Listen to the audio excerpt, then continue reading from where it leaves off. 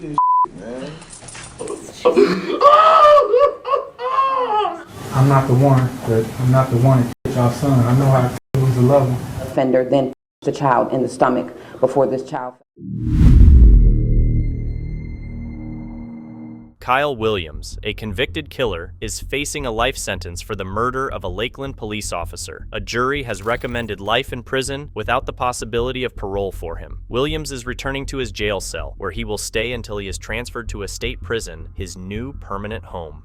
We, the jury, advise and recommend to the court that it impose a sentence of life imprisonment upon Kyle Devonta Williams. Upon hearing that the jury spared his life, 21-year-old Kyle Williams, a convicted killer, showed no signs of relief, nothing at all. However, his siblings managed to smile, and later, his attorney recognized this as a small victory for the defense. Anytime you save a client's life, that is something very important. Just days earlier, the same jury found Williams guilty of premeditated murder in the shooting of Officer Arnulfo Crispin. During this phase of the trial, they had only two options to recommend to the judge: life imprisonment or the death penalty. Didn't expect the verdict to come out this way. Crispin's family pleaded for the death penalty, believing it was the only appropriate punishment for someone who murdered an innocent police officer. Now, they are trying to focus on the positives, seeking closure nearly 3 years after the tragic event. I think that my mom and dad and all of my brothers and sisters will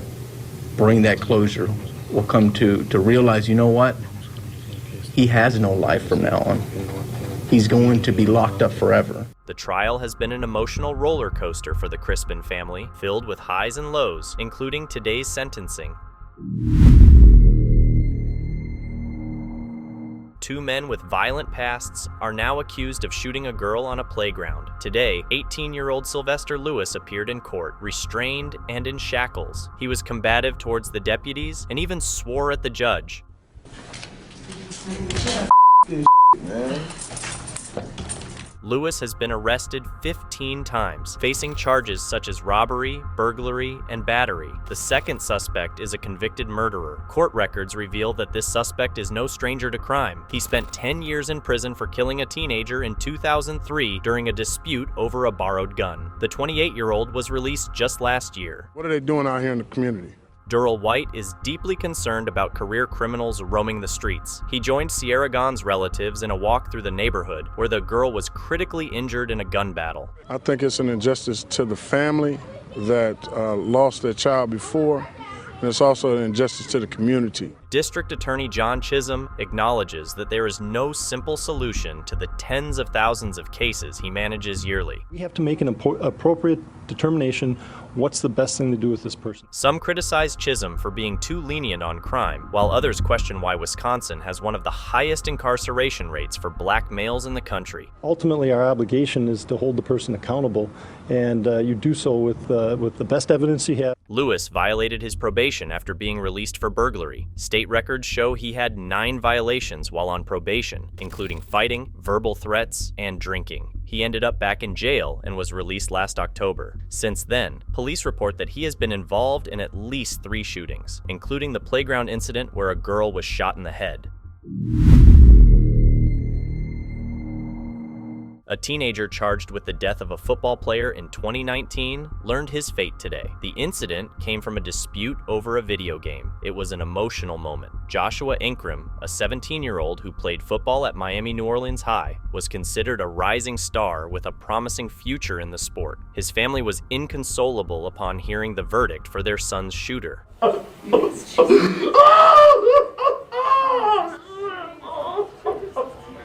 Enkram's childhood best friend, Detron Phillips, shot him during an argument over video games. Both families were present in court, expressing that this was a tragic accident and emphasizing that the boys were best friends. Phillips was arrested on the day of the shooting and tried as an adult. He was sentenced to 364 days of boot camp and a short jail term, followed by 10 years of probation and community service, where he will speak to high school students about gun safety. While it was an emotional outcome for both families, it provided some closure after 2 difficult years.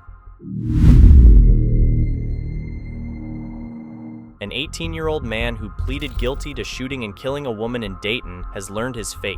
Robert Jones will spend 36 years to life in prison for the crime he committed. The victim was a divorced woman living alone. Jones, accompanied by his attorney Anthony Van Oy, appeared in Montgomery County Common Pleas Court to hear his sentencing. Just turned 18 very recently. And, any sentence that Your Honor were to give Robert would be significant. Dayton police reported that during an attempted robbery, Robert Jones Jr. shot 75-year-old Tacky Gangloff in the head on Norwood Avenue. Her body was discovered by a bus driver. I'm sorry for what I've done to the victim. I feel how I feel, very remorseful. If I can go back in time, I'll do it all over again.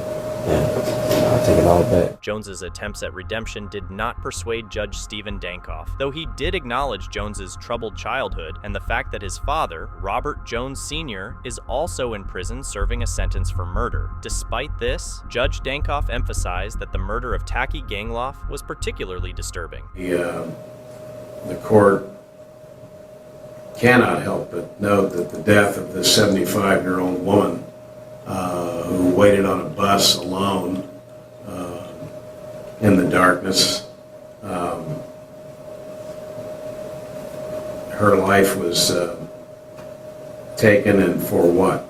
For absolutely no purpose that I can think of. Jones's other crimes committed after the Gangloff shooting did not help reduce his sentence. Police reported that he was involved in additional robberies and the intimidation of a crime victim. The court hereby sentences the defendant to a mandatory prison term of 30 years to life for aggravated murder and 3 years on the firearm specification to be served consecutively and prior to the 30-year life term on count 3. Since the victim, Tacky Gangloff, had no family, members of the Dayton Homicide Squad came to court to show their support for her. An Albany man who stabbed a 20-year-old woman to death last year has learned his fate, but not without causing a commotion in court. 29-year-old Michael Anderson has been sentenced to 45 years to life in state prison. However, he didn't go quietly. Our cameras captured the dramatic outburst as it unfolded. Hurry up and sentence me. You have a history of escalating. History with this and that and the third and da-da-da-da-da-da-da-da-da-da-da-da-da-da. Let's go. I'm already sentenced. In Albany County Court, Michael Anderson had an outburst directed at Judge Stephen Herrick during his sentencing. On February 3rd, Anderson pleaded guilty to 1 count of second-degree murder and 2 counts of first-degree assault for the stabbing death of Tonight Thomas. On November 26, 2012, Anderson repeatedly stabbed Thomas with a knife at a home on Myrtle Avenue in Albany and also attacked 2 other victims. We spoke with Thomas's father, who was present at the sentencing, to get his reaction to the events in court. Bunch of bull, you know, his games that he tried to play. He's still a boy. He ain't grow up to be a man yet, you know. So here it is, you know, 45 years, and I pray to God that he don't come back out. I pray he die up in there. Between November 15th and November 20th, 2012, Anderson also repeatedly threatened members of the victim's family. Shaquan Oliver, a co-defendant in this case, was sentenced to 15 years in state prison in March.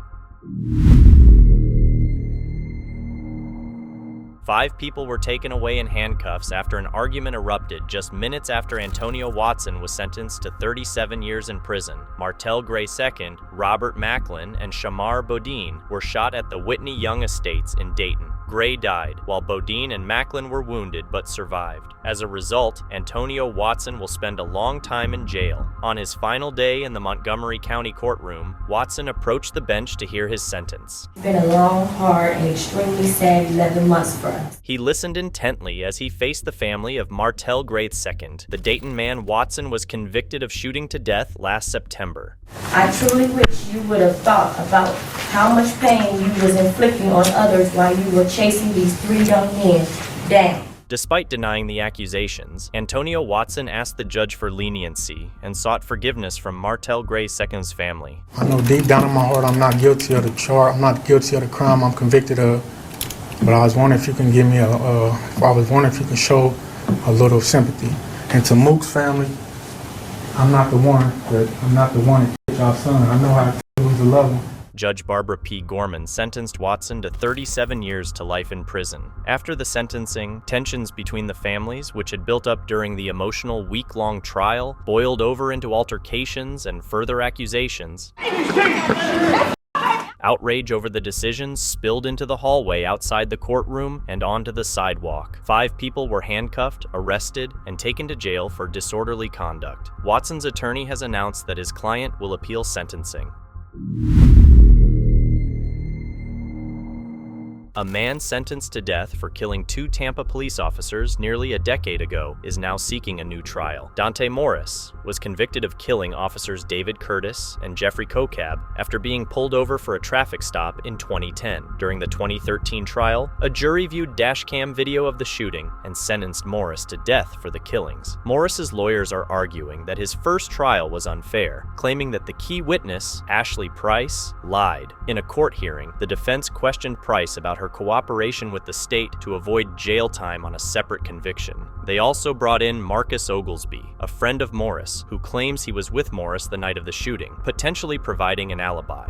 Oglesby was never called to the stand in the first trial. The state will present witnesses later this week, after which the judge will decide whether a retrial is warranted. Can avail himself to whatever appeals process he would like or file for a new trial, but the outcome will be the same. Dante Morris is currently serving life sentences for 2 other murders for which he has been convicted.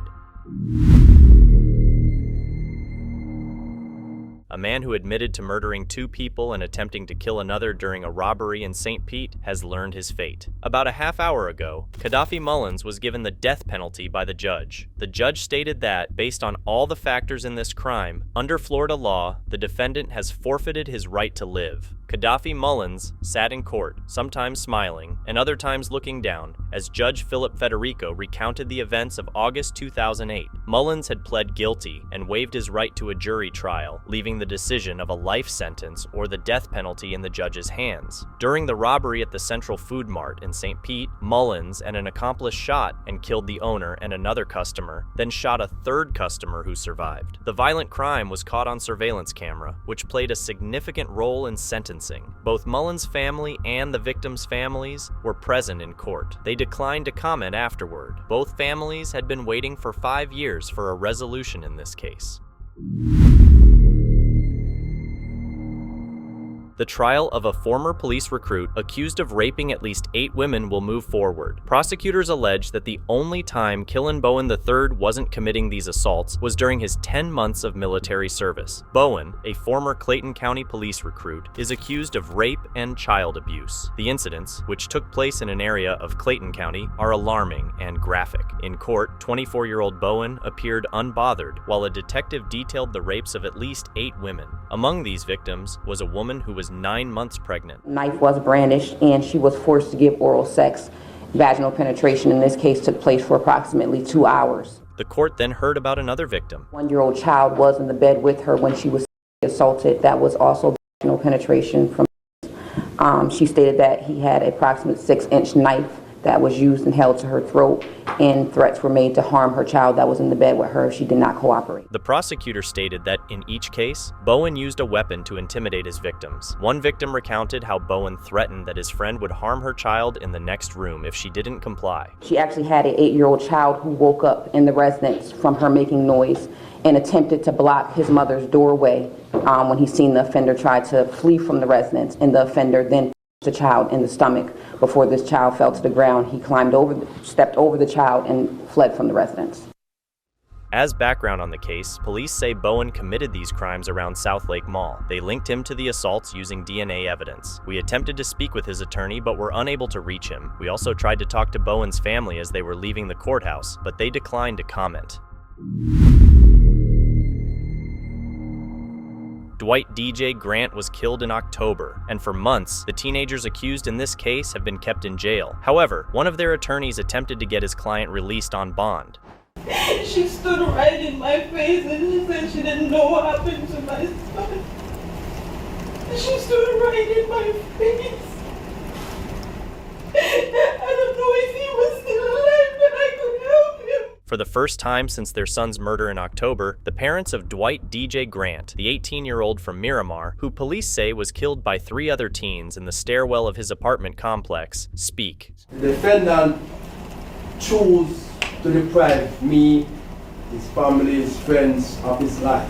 During the hearing, DJ's parents spoke about Christine Paritzian, one of the teens accused in this case. As her attorney tried to secure her release on bond, it was revealed that Paritzian had no idea DJ would be killed when she lured him outside his apartment. This led him to Andre Clement and Joseline Smith, who police say stabbed him to death. Evidence points to she was manipulated to being involved in this without knowing that a murder going to take place. However, the state, armed with hundreds of pages of texts between Paritzian and Clement, argued that she knew exactly what was happening. The texts revealed a twisted, dark attraction to violence shared between the teens in their digital exchanges, suggesting that Paritzian was complicit in the plan that led to DJ's death. This case on October 3rd, she says, "I love your opinion and all, but it's spooky season and my toes will be red to represent the blood I be stepping on after I viciously someone to The court will deny bond. The judge denied bond for Paritzian and held a status hearing for Clement and Smith earlier to ensure all 3 cases remained on track. In court, DJ's parents were visibly emotional. His mother shared that she has been unable to return to her job as a nurse in the Memorial Healthcare system since the incident. She also expressed fear for her life if these teens were to be released from jail.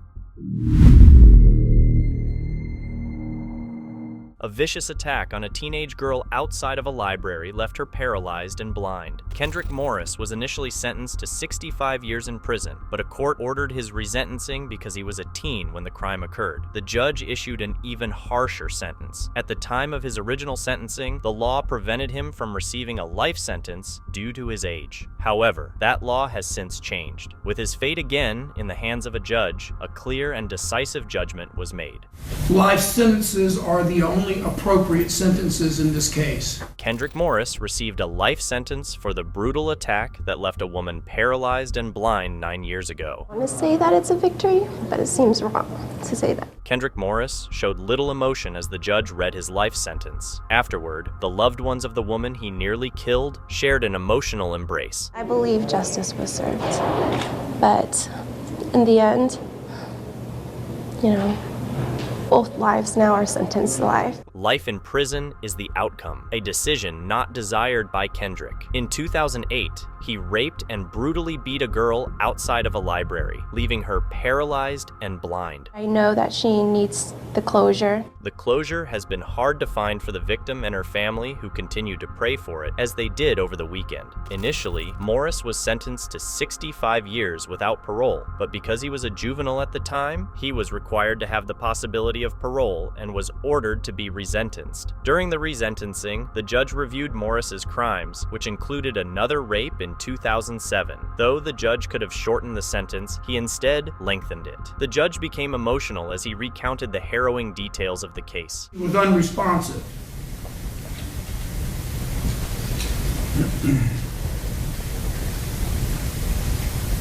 Having suffered major injuries. Always difficult to relive that day, and but it's just a reminder of how horrific the crime was. It's a reminder she faces daily, and not even a sentence can change that. It's not over. It's going to be a lifetime commitment, taking care of my sister.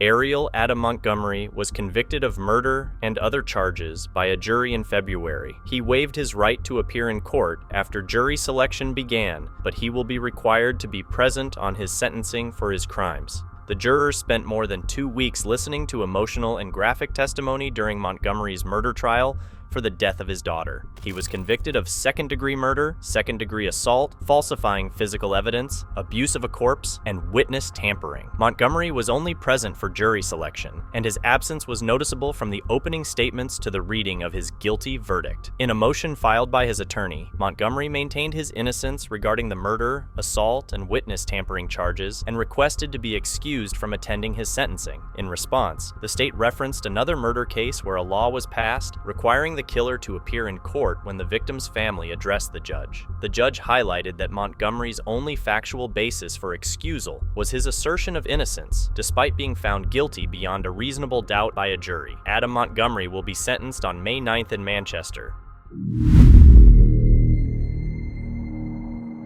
A Miami County murder sentencing took a twist when a family showed up to claim their loved one was also a victim of the defendant. Donald Pepper found out he'll be serving 15 years to life in prison for one murder, but neighbors and others we spoke with believe it wasn't his first. A wheelchair-bound Donald Pepper was taken from the Miami County courtroom, likely never to regain his freedom. For some, the sentence is long overdue. In the end, it comes back to bite you, and it has come back to bite him. Pepper had pleaded guilty to killing his 65-year-old roommate, James Wolfe, after initially telling 911 operators that it was a lawnmower accident. Prosecutors portrayed Pepper as a man who had exploited Wolfe to obtain money from him before brutally killing him. As shocking as the story sounds, one family claims it follows a familiar pattern. This was not his first time. We really do believe in our hearts that he did the same thing to Penny. Friends and family of Penny Jenkins were present to witness Pepper's sentencing. They recounted how he moved in with Penny, who was 30 years his senior, less than a month after her husband died. Shortly after that, they were married. He started becoming verbally abusive. We could hear it, but you could never see anything. Penny later died, and friends say Pepper had her cremated immediately. No charges have ever been filed against him in Jenkins' death, but those close to her are convinced he was responsible and believe he should have been stopped sooner. One friend remarked, "Maybe if somebody would have listened to us, it wouldn't have gotten that far."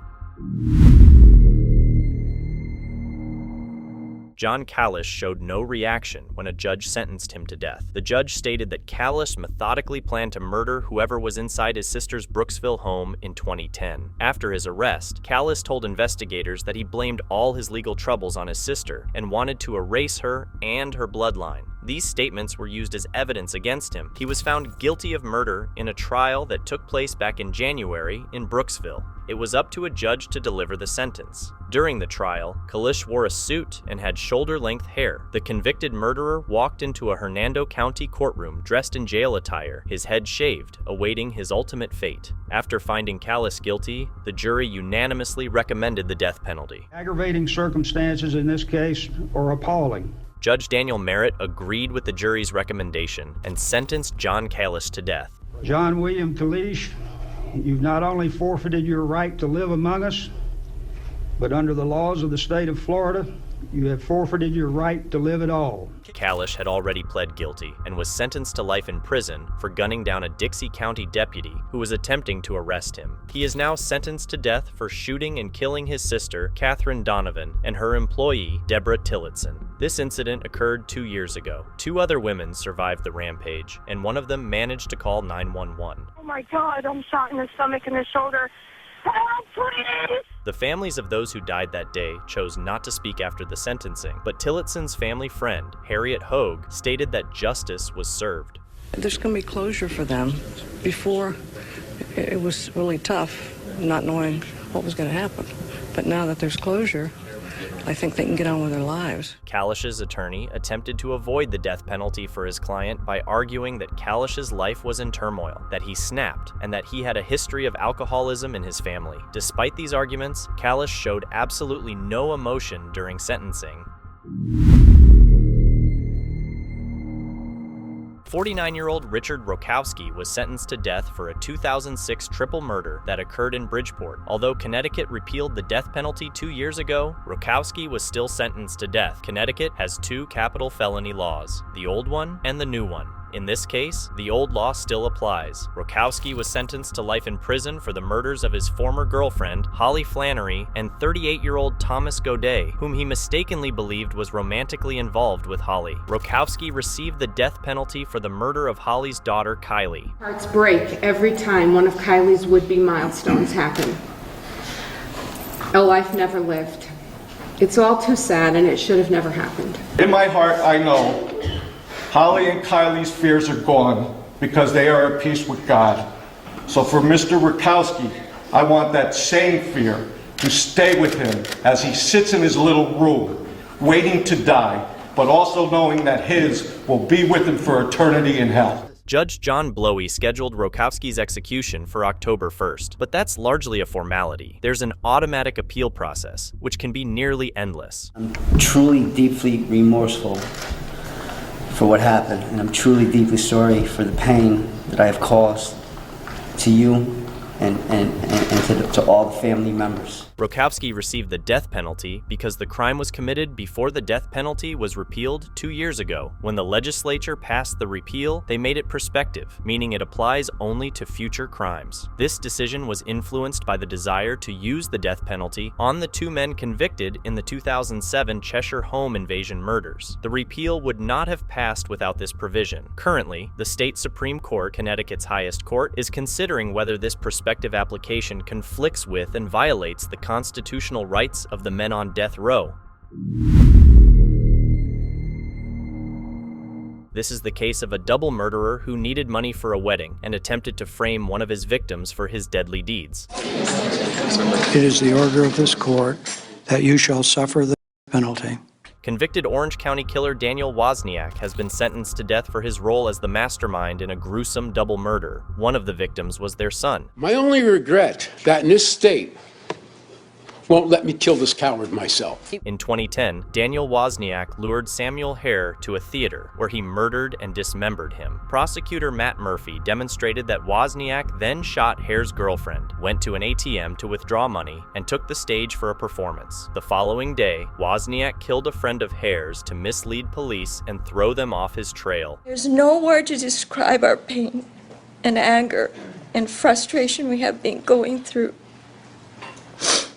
That will never heal or go away. There was more drama in the courtroom as the judge criticized Daniel Wozniak's public defender for filing a 132-page document seeking a new trial. It took both sides all morning to present their arguments, and in the end, the 32-year-old Wozniak was sentenced to death.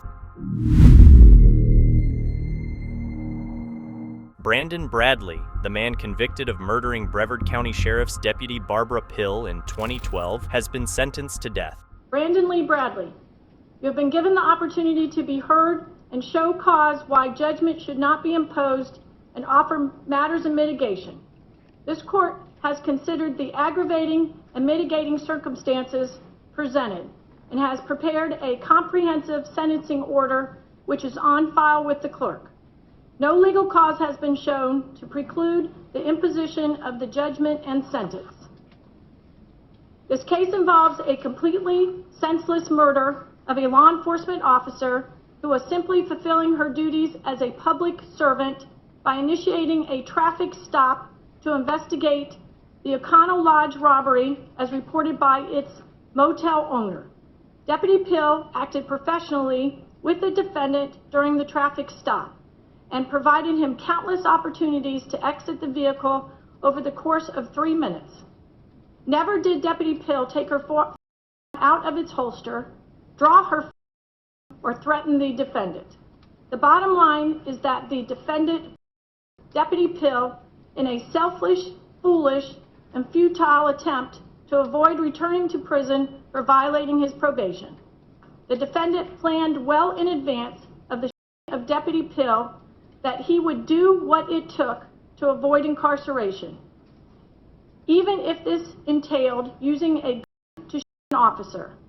Despite ample time for reflection to abandon his plan to avoid arrest, and even being urged by his then girlfriend and trusted friend, Andrea Michelle Kirshner, not to shoot Deputy Pill, the defendant did so regardless. The defendant chose not to just shoot Deputy Pill one time, but off 7 more shots.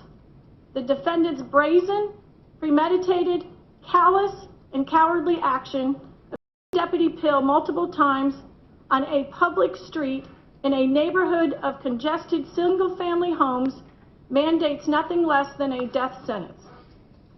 Therefore, Brandon Lee Bradley, as to count 1, you are judged guilty of the crime of first degree for the unlawful killing of Deputy Barbara Pill.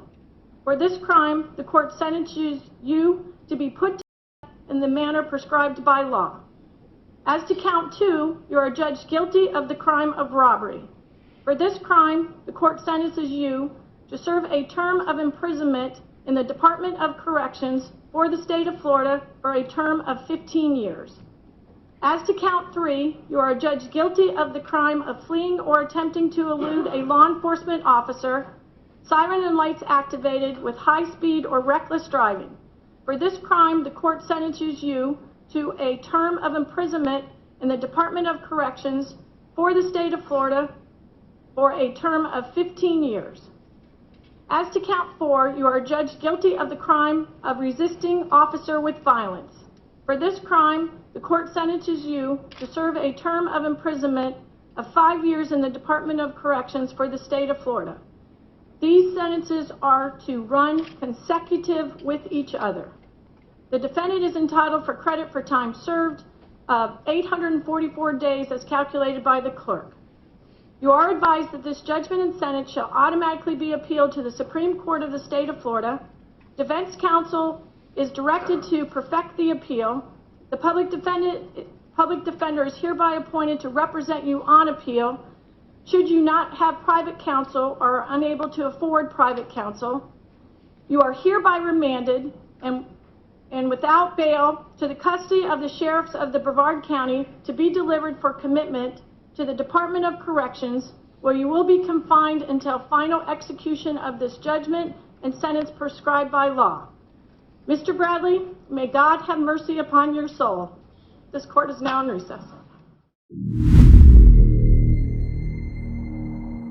Judge has sentenced Aries Tisdale to death for the murder of St. Lucie County Deputy Morales. In carefully weighing the aggravating factors that were established by the state beyond a reasonable doubt against the mitigating factors established by the defense, it is not simply a quantitative analysis, but is a qualitative one.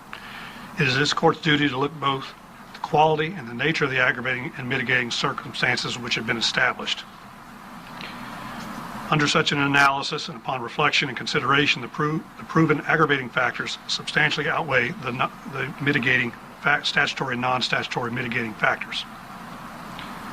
Therefore, Aries Alfonso Tisdale, as to count 1 of the indictment, first degree murder of a law enforcement officer with in the lawful execution of his legal duties, it is the sentence of this court and the judgment of the law that you be sentenced to the first degree murder of Sergeant Gary Morales. As to count 2 of the indictment, aggravated assault on a law enforcement officer while in possession of a the court sentenced you to serve 15 years in the Department of Corrections. I am required to impose a 3-year minimum mandatory sentence as required by Florida law. As to count 3, will adjudicate you guilty of possession of firearm by a convicted felon. Sentence you to serve 15 years in the Department of Corrections to run consecutive to the sentence imposed on counts 1 and 2. You'll also be given, I am also required to impose a 3-year minimum mandatory sentence on that offense. As to count 4 of the indictment, fleeing and eluding, the court adjudicates you guilty, sentence you to serve 5 years in prison to run consecutive to the sentences imposed on counts 1, 2, and 3. You'll be given credit for 1,156 days served by you on that sentence up until today. I'll assess the statutory required court costs, $100 cost of prosecution, and the public defender costs as made reference to earlier without any further court hearing. It is further ordered that you, Aries Alfonso Tisdale, be taken by the Sheriff of St. Lucie County to the Florida State Prison and there be kept in close and secure confinement until the date of your execution is set. It is further ordered that on such time as scheduled by the Governor of the State of Florida, at the place of execution named in the Governor's warrant of execution, you be put to death. You are hereby notified that the judgment of conviction and sentence of death are subject to automatic review by the Supreme Court of Florida. You are further advised that you have the right to the assistance of counsel in filing and preparation of your appeal. If you wish to have counsel appointed for your preparation of your appeal, you may advise the court through your lawyer, and then counsel will be appointed on your behalf. You have 30 days, sir, to file an appeal. If you're unable to afford a lawyer, one will be appointed to represent you. Thank you, sir. That's all. Well, it's all good. God got the last say so. Thank you all very much. We'll be in recess. Thank you for bearing with me. A judge sentenced convicted quadruple murderer Adam Matos to spend the rest of his life behind bars. That means one person on that jury felt enough sympathy, mercy for you that they decided that you did not deserve that penalty. So for that, I don't have to make that decision. It's not something that I ever wanted to do or wished to do. But if there was ever a case that I've ever heard that 12 people would have decided that death was appropriate, this is probably it. But that's their decision. I believe wholeheartedly in the judicial system, and I believe that those 12 people made up their mind, and that sentence will be imposed on you. But I also agree with the victims in this case. This was the most selfish, self-centered, evil thing that I've ever heard. That you took the stand and you said that you did all of this for your son is ridiculous. Your son was in the house when this occurred. He was either in the room or within 65, 70 feet of when you shot his mother, shot his grandfather, and then waited 5 hours, by your own admission, to walk downstairs and beat his grandmother to death. In those 5 hours, you must have sat in that house with your son. He was there. It's 6 o'clock in the evening. He's not asleep. He's not locked in his room. You're sitting there with your son, with his mother, his grandfather, and a man who gave his life for those people. You sat there with him and went downstairs and finished off his grandmother. And you did that for your own selfish reasons. Maybe it was your age. Maybe it was that you felt that they had done something to you that you needed to get revenge for. But there was no remorse. Just saying you're sorry doesn't make it so. You're not sorry for what you did yet. Maybe someday you will be. You weren't sorry that day. You weren't sorry when you took the stand, and you're not sorry now. Your son will grow up without a mother, and without grandparents, and without a father, just as you did. But worse than you, he will grow up without a father because he will know that his father murdered his mother and murdered his grandparents. There's no worse life than that.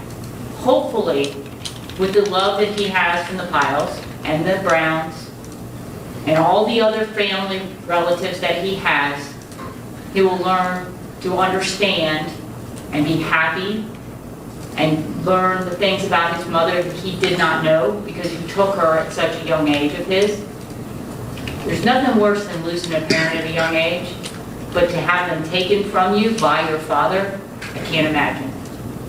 So hopefully, some way, somehow, through the love of the family that he has here, he will grow up to be a healthy, happy, productive, hardworking, loving person. But that's not because of you. So to say that Tristan is your whole world, I don't believe that. I don't believe Tristan was your whole world. I believe that you did this because you were selfish. And based on the decision of the jury, I sentenced you in count 1 and count 4 to life in prison without the possibility of parole. In counts 2 and 3, I sentenced you to life without the possibility of parole. However, that's with discharge, include charging, which means hopefully that no matter what happens with the legislature, no matter what we decide on life or death in your case, you will never, ever be released from prison. Can you afford to hire an attorney for your appeal? No, Your Honor. All right, so at this point, I will appoint the public defender to represent you for appeal. State, is there any costs associated that you're asking me to impose?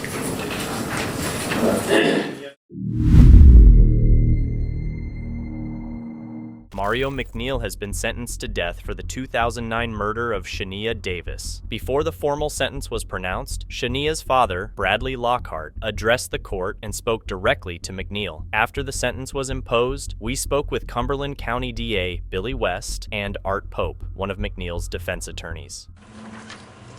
All right, defendant, please rise. foreperson please stand? Madam Clerk, please take the verdict. Madam Foreperson, the jury has returned as its verdict as to the issues and recommendation as to punishment as to the defendant, Mario McNeil, and file number 09-CRS-66040. As to issue number 1, yes. As to issue number 2, yes. As to issue number 3, yes. As to issue number 4, yes. The jury has returned as its recommendation as to the defendant, Mario McNeil, that he be sentenced to death. Is this unanimous recommendation of the jury? So say you all by raising your hand. The court sees 12 hands. Thank you. You can have a seat. Defense may have a seat. Brad Lockhart, L-O-C-K-H-A-R-T. It's been a long road. You know, but at the end of this verdict, nobody's really won here. You know, I can never get Janai back. You have taken that from me. The passage of time, these 43 months, has not healed or diminished this pain, this grief, this hurt that I live with every day. I think about those last seconds, and you was the last thing my daughter got to look at. Made a mockery of this court, laughing and joking like this was a joke. Shania wasn't a joke. Shania has touched so many people, not just my life, but so many people's out there. And you've tried to destroy it, but her legacy is going to live on. You didn't win. I could be angry and hateful towards you. It's not going to fix this problem. You didn't win. Shania won because she's still going to be speaking out, protecting people against people like you. Other little kids. The media's glorified you as you walk in the courtroom with your little antics and your smirks and your smiles, waving your hands around like you're free at last, but you ain't free.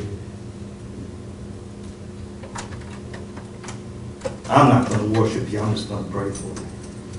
The prisoner, Mario Andretti McNeil, having been convicted in the first degree by verdict of the jury, duly returned at the term of Superior Court of Cumberland County, North Carolina, and the jury having unanimously recommended punishment, it is therefore ordered and adjudged that the same Mario Andretti McNeil be, and he is hereby sentenced, and the Sheriff of Cumberland County, North Carolina, in whose custody the defendant now is, shall forthwith deliver the said prisoner, Mario Andretti McNeil, to the warden of the State Penitentiary at Raleigh, North Carolina, who the warden shall cause the said prisoner, Mario Andretti McNeil, to be put to death as law provided.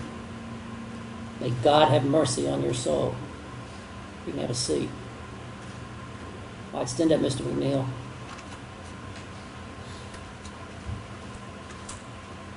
You did not have to kill that child. Take him out of here now.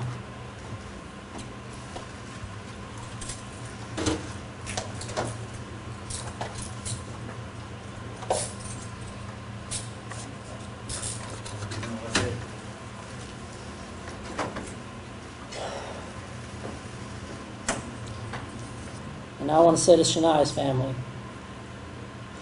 I apologize. I apologize for referring to Shania as the victim, for talking about Shania's body. I apologize for you having to go through any of this. I can't give you justice. This jury has given you what we as humans, the best we as humans can do to give you justice. Justice would be if I could reverse all of this, and I can't. I said a prayer for you every night of this trial, and I will continue to do so. Judge Michael Traynor sentenced Johnny Lawrence Williams Jr. to life in prison for the murders of 24-year-old Jamie Antoinette Wilson and 18-year-old Kiwun Javante on the 19th of July 2016 in the St. Johns County Courthouse. Sorry for the pain I caused. I'm so sorry, my kids. Ladies and gentlemen, I recognize this is a very emotional situation, but I need you all to please be quiet. Most of all, I want to say sorry for my mom for letting her down. That's it. All right, thank you. Williams, based on the indictment presented by the grand jury, and you're having entered a plea of guilty to count 1 to the charge of first-degree premeditated, a capital offense, is the order of judgment and sentence of this court that you be committed to the Department of Corrections for the rest of your natural life, for a period of your natural life, without parole. That as to count 2, based on the indictment filed by the grand jury, and you're having entered a plea of guilty to the capital offense of first-degree premeditated and/or felony, is the order of judgment and sentence of this court that you be adjudicated guilty of that offense, as you were adjudicated guilty of count 1. And that you be committed to the Department of Corrections for a term of your natural life.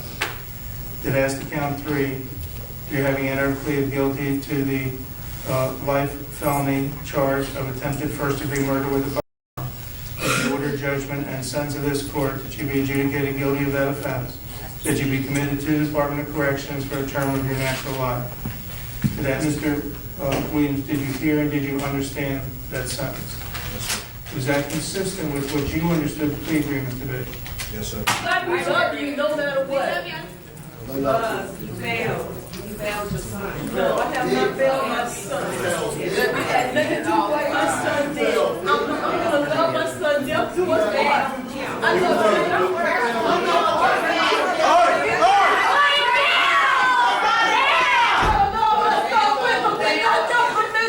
That's my only child. I love him.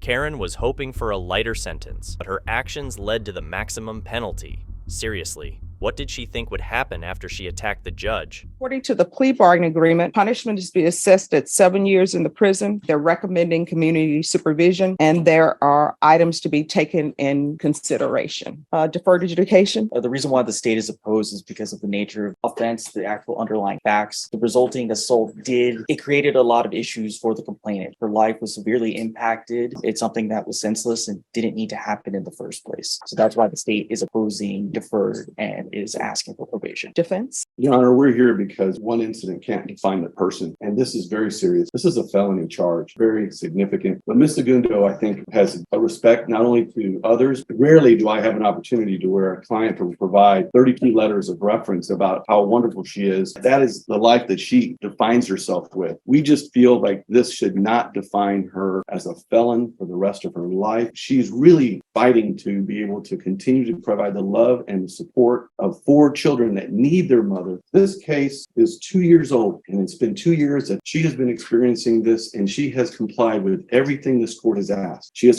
fully cooperated and sought not to seek a trial, but to put the decision on deciding her future on you. She is willing to do everything and anything that it takes to give her this opportunity. Well, just so you know, in this court, I see everybody as a human being. For me, defendants are not defendants. They're human beings who are accused of a crime. The fact that Rebecca Martinez is a judge, that doesn't mean that I'm putting weight on the fact that she's a judge. I'm just dealing with the facts here. And my job is to look at everything objectively and not what people's occupations are. So I always reread everything in the PSI report, and I've read the letters. I do not understand the fact that an elevator has a limited capacity. People saying the elevator is full, you cannot be in an elevator too. For example, if there's an elevator, I think everybody knows there's a a weight capacity on the elevator. When I see there are too many people on the elevator, I don't get on. Obviously, what we are here now for is there's an elevator. According to everything that I've read, the elevator was at capacity. I don't understand how an elevator is at capacity. People need to get off or more people can't come on. I couldn't tell you how it started.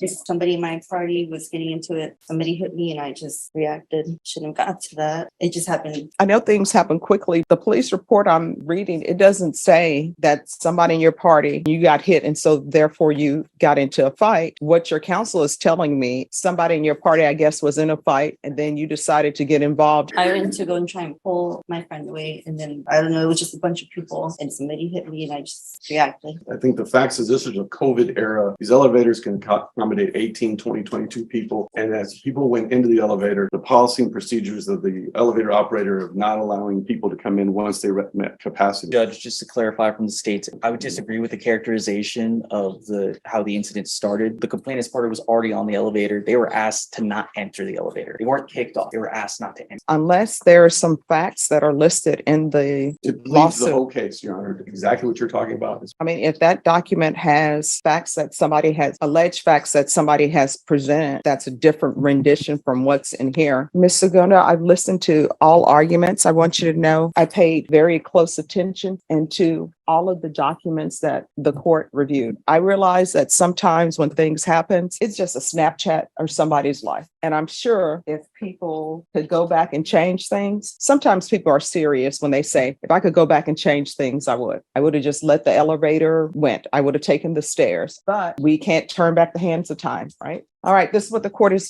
going to do. Court will find you guilty. There's a $500 fine. There's a transfer to Houston. There's to be restitution of $2,416. I don't see this as an anger management situation. I see this as an aberration. She doesn't need anger management. All right, we can go off the record. What I've learned in my time on the planet, it's just best when somebody says, oh, you can't do that, and you want to argue about it, pick another day to argue about it. You understand? A dispute about the upstairs neighbor allowing their dogs to use the bathroom on the balcony above turned into a legal battle. Please don't feign outrage. You know what the lawsuit's about, and don't call out while she's testifying. Go ahead. I don't have a dog. I live on the second floor. The neighbors who lived above me before, they had a dog. I never had an issue. The situation escalated to the point where the plaintiff ended up in the emergency room due to high blood pressure. Even though she had doubts about the story, the judge wasn't pleased with the behavior of the two defendants. Excuse me. You're giving me a perfect flavor of what the hallway was like, because if in a courtroom you can't control yourself, I can only imagine what the hallway is like. Throughout the case, the defendants glared at the plaintiff, pretended to be outraged, and showed the exact behavior they were accused of. They even tried to smile at the judge, but it didn't fool her or anyone else watching. It was almost funny to see them try to act innocent while misbehaving. And she made gestures like she was going to do something to us. What were the gestures that looked like? Just bucking and yeah, Like exactly. that? Just like that. Chicken necking? Plaintiff Teresa Hopster definitely seems to have a strong desire for followers in heaven to help anyone who stands in her way. Well, my best friend planted these flowers when we bought them. And what kind of flowers are they? They're Asiatic black wizard lilies. She remains cool and collected as she recounts the story of a savage flower massacre by the defendant's landscaping company. But once the defendant presents evidence of Hopster's behavior, which includes some minor assault and a torrent of obscene language, her look of shock is almost comical. She would like to weed whack the kid that cut her flowers and weed whack Bill for hiring someone with no brains. The head of South Village doesn't care and is a liar. It's also somewhat alarming. The longer it goes on, the harder it is for her to contain her frustration. Her temper only becomes more evident despite her insistence that everyone is lying about her. Her final words to the defendants are as unhinged as they are amusing. God'll get you. Landscapers hired by a homeowners association mercilessly hacked down a bed of rare lilies, and plaintiff Teresa Hopster wants justice by any means necessary. Went like that, and it never even touched What does him. went like that mean? Oh, the flower that I had in my head, the dead one, just went like that. Did you throw it at him? Is that what you're saying? I didn't really throw it at him. I just Well, what were you doing? I just wanted to show him to look at it. She glosses over the part where she yelled and threw flowers at the landscaper's employee, but we eventually get the whole story. Harpster gasped and stood open-mouthed as the judge read statements from the employee she verbally harassed. At the tip top of her lungs, which she proceeded to push me after that, she said, if the company won't do something about this, I will. And I proceeded to walk away to avoid further conflict. As the woman is confronted with her own outrageous behavior and comments, it becomes clear she's barely containing her anger, even with the judge. Who knew one could be so passionate about Flora? I never used any profanity against that young man or him. I never met him until today. All right. One other question I never heard discussed. Will the lilies grow back? No, they did not grow back. It wasn't him. He was just following orders. A website developer was sued over defamatory and disgusting allegations against the plaintiff, an advocate for internet safety. Like, I understand what you're saying. Your argument is, oh, Judge, I'm just a website creator. That's fine if you create a website and hand the keys over. But you're the guy actually putting on the pictures. The defendant's story about being hired by lawyers who wanted him to post the accusations didn't sit well with anyone, especially not the judge. Whether he was playing dumb or truly didn't realize he was guilty, the defendant's sulking did nothing to get him out of trouble. In fact, it only made the judge even more upset. Nah, you're in control. No, you're not only in control, you're a horrible person because you're taking pictures and making them look like something that you know they're not because you have the real pictures. He appeared to have no moral qualms about knowingly posting defamatory statements, and for him, Sora was just another job. This case hit close to home for another reason. Apparently, the plaintiff had a previous case that was heard by Judge Milan's husband, Judge Slinger. Yeah, I didn't know that. Yeah, that's my husband. Okay, well then, it's a small world. Judge. Wow! This is a first! Judge Millian had no reason to expect that anyone in her audience could play the busted accordion at the center of this case. Well, I asked for her to play it, but the thing was that she came up with the excuse saying that it's missing cable. Since none of the litigants can demonstrate how to play it, who can say if it is actually a defense? A wild accordion player enters the chat. Does anybody in this room play an accordion? I do. Oh my gosh, for real? It's a rare treat to see an audience member say anything, let alone put on a small concert for the room. Side is working, the left is not. We get to hear a little bit about how she learned to play, and let's say the judge's retort is best appreciated by those familiar with their post-World War history. Did you start playing the accordion? My family's from Argentina and they're German. So oh my goodness. Two sides. You've said too much. Go ahead. If you're curious, the plaintiff won the case and got his money back for the broken accordion. He ordered a thick crust but got a thin crust instead. This is his courageous tale. You're asking for a refund of some money you paid for a pizza. You claim you didn't get the right kind of pizza? Yes, I am. An incredibly serious plaintiff would likely stand out in any case, but the fact that he's suing over a $3 slice of pizza makes this the least serious case ever, and that makes it all the more entertaining. I paid a total of $3.73. $3.73? Yes, there is no price on the cookie, so I presume that the cookie was around 73 cents. Meanwhile, the restaurant owner seems to have taken this as a chance for some free publicity more than anything else. Then again, with the way it's described, maybe the pizza really is worth all the trouble. Even the plaintiff can't help but give an enthusiastic review of the restaurant he just sued. I did go to that pizza place because they are the best. Big thanks to our viewers for joining the courtroom journey with us. Your interest in the stories of justice is what keeps our channel alive.